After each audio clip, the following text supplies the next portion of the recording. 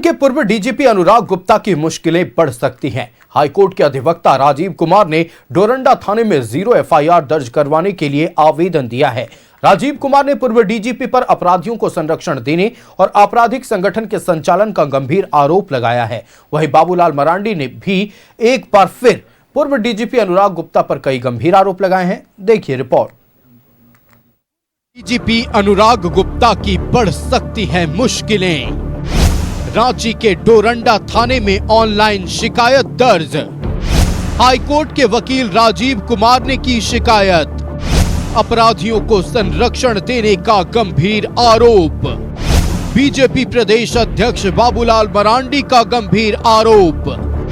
वसूली के लिए डीजीपी बनाए गए थे अनुराग गुप्ता। झारखंड के पूर्व डीजीपी अनुराग गुप्ता की मुश्किलें बढ़ सकती हैं। हाईकोर्ट के अधिवक्ता राजीव कुमार ने डोरंडा थाने में अनुराग गुप्ता के खिलाफ ऑनलाइन शिकायत दर्ज कराई है, जिसमें पूर्व डीजीपी अनुराग गुप्ता पर अपराधियों को संरक्षण देने और आपराधिक संगठन के संचालन का आरोप लगाया गया है।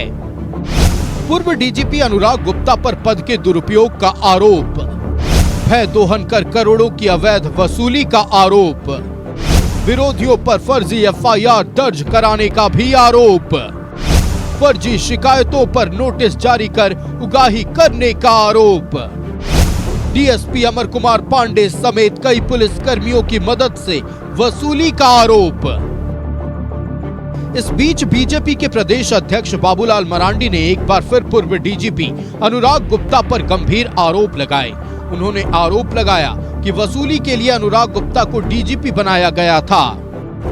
मतलब हम कह सकते हैं वसूली के लिए विशुद्ध रूप से उस व्यक्ति को उन्होंने पदस्थापित किया ताकि अधिक से अधिक वसूल करके मुख्यमंत्री को पहुंचा सके। उसमें से चाहे लॉटरी हो, चाहे गाय की तस्करी हो, अवैध खनन हो, जमीन का धंधा हो, रंगदारी हो, छाया दोहन करना, यानी एक प्रकार से जितनी भी रास्ते से जो काली कमाई हो सकता है, यानी एक प्रकार से काली कमाई के लिए उन्होंने एक प्रकार से साम्राज्य जिसको कहते हैं कि स्थापित कराया। बाबूलाल मरांडी ने पूछा कि जिस अधिकारी का विरोध किया गया, सस्पेंड किया गया, फिर आखिर क्या हुआ कि उसी अफसर को सस्पेंशन मुक्त कर डीजीपी बना दिया गया। यही नहीं, कार्यकाल खत्म होने के बाद भी गलत तरीके से कार्यकाल को विस्तार दिया गया।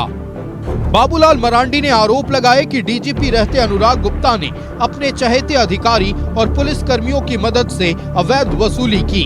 शराब घोटाले में भी आरोपियों का भय दोहन कर करोड़ों की वसूली की गई। कि शराब घोटालों में भी यानी क्या कहते हैं, सैकड़ों करोड़ की उसमें उगाही हुई। जैसे कई लोगों को जमानत दिलवाया गया, कुछ का नाम हटाया गया, कुछ को पकड़ के छोड़ा गया और कुछ को पकड़ने की भय दिखा करके उनसे वसूला गया। बाबूलाल मरांडी ने अनुराग गुप्ता के सेवा विस्तार के साथ अचानक उसे पद से हटाने पर भी सवाल उठाए।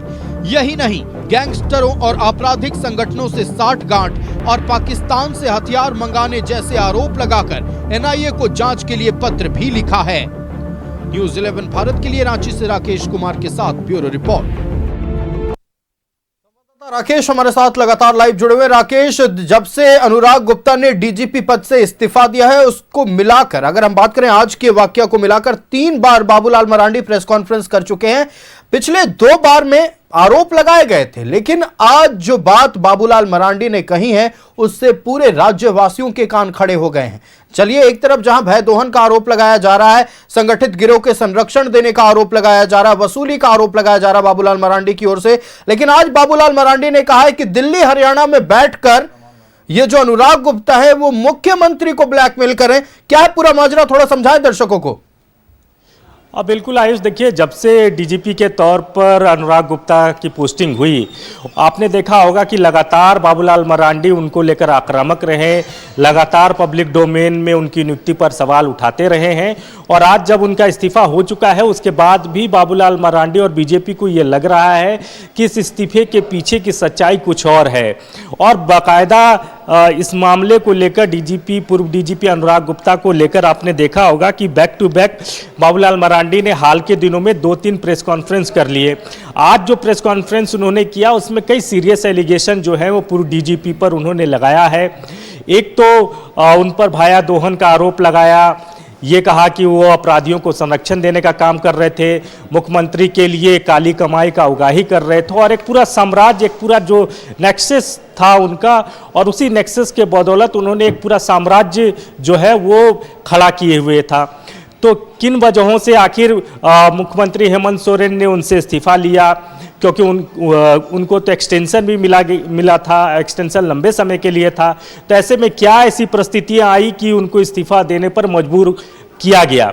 तो ये तमाम चीज़ें जो हैं वो बाबूलाल ने आज अपने प्रेस कॉन्फ्रेंस के माध्यम से उठाने का काम किया।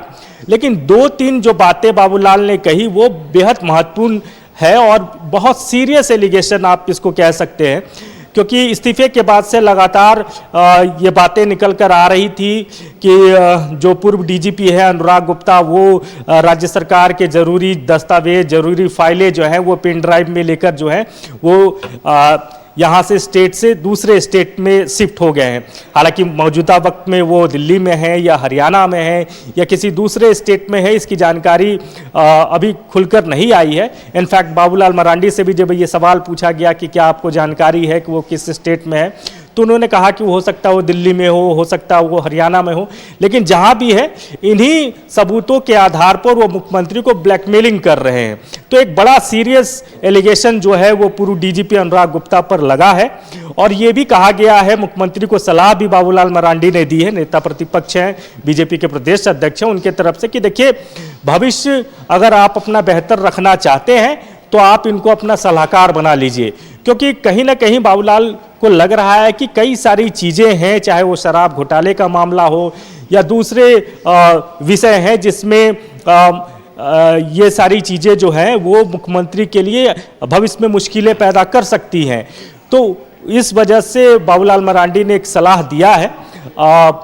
लेकिन जो मूल विषय है वो ये है कि बाबूलाल मरांडी की तरफ से ये कहा गया कि वो मुख्यमंत्री को ब्लैकमेलिंग कर रहे हैं। अभी किन वजहों से ब्लैकमेलिंग हो रहा है, नहीं हो रहा है, यहाँ तक कि पत्रकारों ने बाबूलाल मरांडी से ये भी पूछा प्रेस कॉन्फ्रेंस के दौरान में कि आप जिन आरोपों की बात कर रहे हैं उसमें कितनी सत्यता है, क्या इससे संबंधित कोई दस्तावेज आपके पास है। तो उन्होंने कहा कि देखिए मैंने राज्य सरकार के समक्ष सारी चीज़ें रख दी हैं, अब सरकार का ये कर्तव्य बनता है, दायित्व बनता है, अगर सरकार को ये लगता है तो सरकार इस मामले की जांच करा ले, सरकार के पास सारी एजेंसियां हैं। तो अपने तरीके से बाबूलाल मरांडी लगातार पूर्व डीजीपी अनुराग गुप्ता को जब वो पद में थे और आज जब वो पद पर नहीं है, वो लगातार घेरने का काम कर रहे हैं। बिल्कुल राकेश, आपका हमारे साथ जुड़ने के लिए और तमाम जानकारियां साझा करने के लिए बहुत धन्यवाद।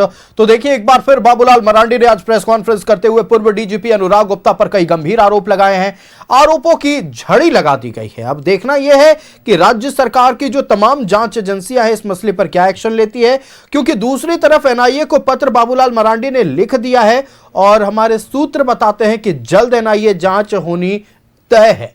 तो फिलहाल इस पेशकश में इतना ही, मुझे दीजिए इजाजत। देखते रहिए न्यूज़ 11 भारत। नमस्कार।